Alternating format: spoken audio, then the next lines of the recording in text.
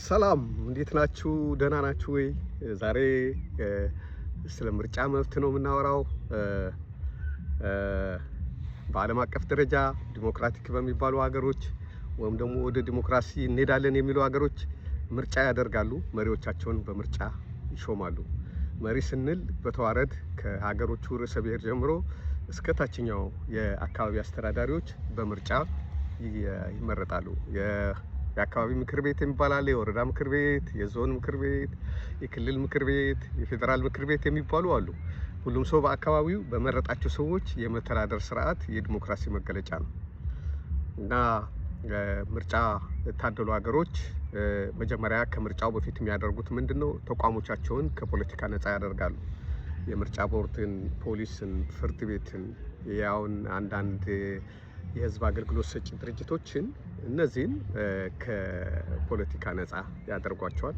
መንግስታት መከላከያ ሚኒስትራቸውን ማለት በተለይ የወታደሩን ክፍል፣ የደህንነት ክፍላቸውን ዋና የሚባሉ መንግስትን በሁለት እግሩ የሚያቆሙ የጸጥታ አካላትና ከዛ ጋር ቴክኒካል የሆነ ነገር የሚያደርጉ ድርጅቶች ትምህርት ሚኒስቴርን፣ ጤናን ምናምን የመሳሰሉትን ከፖለቲካ ነፃ ያደርጓቸዋል። ከፖለቲካ ነፃ ያደርጓቸውና ምርጫ ሲደረግ ምርጫ የሚሆኑት የፖለቲካው አስተዳዳሪዎች ብቻ ናቸው የሚሆኑት። የሙያ መስሪያ ቤቶቹ ምናልባት ዋና ኃላፊ ሊቀየርላቸው ይችላል እንጂ ካልሆነ በስተቀር እያንዳንዱ ሰው መንግስት በመጣ ቁጥር አንተ ውረድ አንተ ውጣ አይባልም። እና ወደኛ ሀገር ምርጫ ሲመጣ ሰዎች የመምረጥ መብት አላቸው ሲባል ሙሉ መብት ነው ያላቸው። የፈለጉትን ሰው መምረጥ ይችላሉ።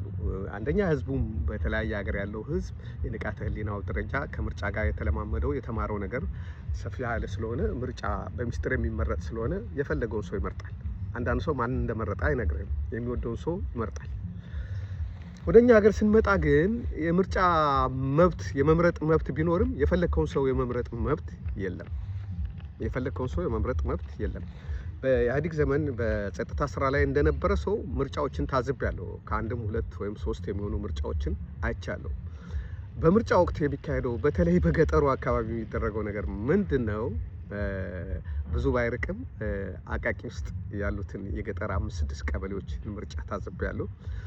ምክንያቱም አሁን እነዚህ ኮዬ ፈጭ የሚባሉት ግማሾቹ በኦሮሚያ ክልል የሄዱት እነ ቅሊንጦ፣ ኮዬ፣ ገላን ምናምን እነዚህ የሚባሉት ቦታዎች በፊት በአዲስ አበባ ከፍተኛ 26 ወይም ወረዳ 26 መስተዳድር ውስጥ የገጠር ቀበሌ ውስጥ ነበሩ 5 ወይም 6 የሚሆኑ ቀበሌዎች። ወረዳ 27 በሚባለው ደግሞ 2 ወይም 3 የገጠር ቀበሌዎች ነበሩ። ገበሬ ማህበሮች ናቸው።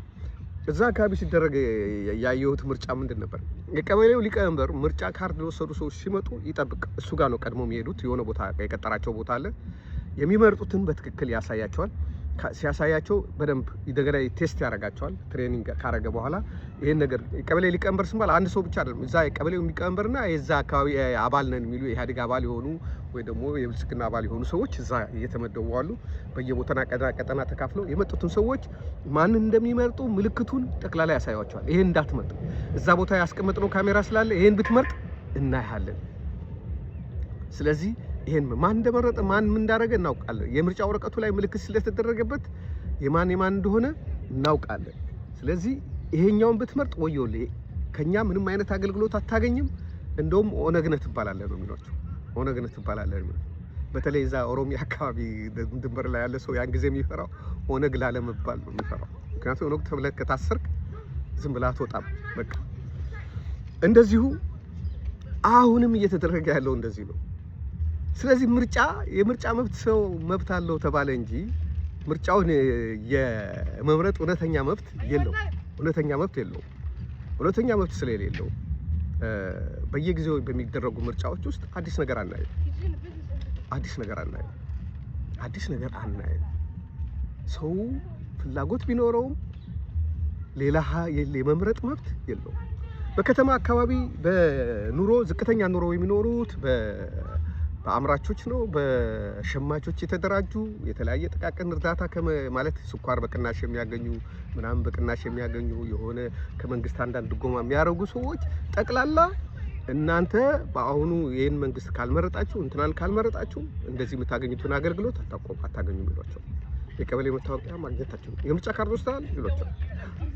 ማን ለመምረጥ አስበሃል? ያን ሁሉ አረጋግጦ በምርጫው ቀን ተገኝቶ ቤታቸው ሄደው ነግሯቸው ምልክት አሳይተዋቸው በኮረጆ የተሸፈነ ነው ይባላል እንጂ ሌሎች የታተሙ ወረቀቶች የምርጫ ወረቀቶች ወጥቶ ካድሬዎች ለመራጮች በየቤታቸው ሄዶ ይሄኛውን ምረጡ እያሉ ያሳዩዋቸዋል። ወረቀቱ ራሱ በሳምፕል አይደለም ያሳዩዋቸው። ስለዚህ ምን አይነት ምርጫ ነው የምጠብቀው? ብራዘር የመምረጥ መብት ተሰጥቷል ማለት ነው። አሁን አልሸሹም ዞር አሉ ነው። ምረጥ ተብሏል፣ ግን የፈለገውን ሰው መምረጥ አይችልም። ምረጥ ተብሏል፣ የፈለገውን ፓርቲ ምረጥ። እንደምንም የነቃ አካል ሆኖ በቃ መምረጥ አለብኝ ብሎ ከመረጠ ደግሞ ያ ህዝብ ወዶት የመረጠው ሰውዬ እስር ቤት ይሄዳል በሰበብ አስባብ።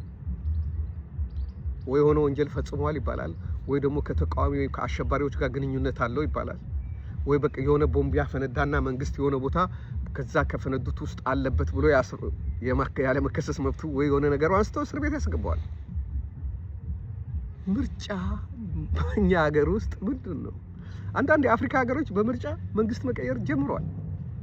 በምርጫ አንዳንድ ሀገሮች እንደ ጋና፣ ሳውዝ አፍሪካ፣ ቦትስዋና፣ ኬንያ፣ እኛ ጎረቤት ሀገር፣ ሶማሌላንድ እያየን ነው አይደለ? ሶማሌ እንኳን ይሻላል ከኛ በምርጫ። ሌላ አይነት ሻጥሮች ይኖራሉ እንጂ ሰውን ተገደው ይሄኛውን አትመርጥም የሚባል አልሰማንም። በተረፈ ምርጫ በኢትዮጵያ ልክ ምርጫ በግብጽ፣ ምርጫ በቱኒዚያ እንዳለው ነው። ምርጫ በአልጄሪያ እንዳለው ኮንጎ እንኳን ያልተረጋጋች ሀገር በምርጫ የተሻለ ምርጫ ታደርጋለች ከኛ። እና ምርጫ መጣ። ምንድነው ምርጫ ቢመጣ ምን አዲስ ነገር ይመጣል? ሰው እኮ የመምረጥ መብት የለውም። የኖርንበት ሀገር እኮ ነው፣ የምናውቀው ሀገር ነው። እውነተኛ ዲሞክራሲ ማምጣት ከፈለጋችሁ መጀመሪያ ከምርጫው በፊት ፖሊስን ከፓርቲ ነፃ አድርጉ፣ መከላከያን ከፓርቲ ነፃ አድርጉ፣ ፍርድ ቤትን ከፓርቲ ነፃ አድርጉ። ከዛ የጸጥታ ደህንነት መስሪያ ቤታችሁን ከፓርቲ ነፃ አድርጉ። ልብ ካላችሁ ይሄን አድርጉ። እናንተ ቆዩ፣ ግን ይሄን ነፃ አድርጉ። ተቋሞቹ ምርጫ ቦርድን ነፃ አድርጉ። ከዛ ይደርሳል ለምርጫው፣ ለትክክለኛ ምርጫው ይደርሳል። መጀመሪያ ያ ነው ሴታፕ መደረግ ያለበት። ስላዳመጣችሁኝ አመሰግናለሁ። እግዚአብሔር ይስጥ።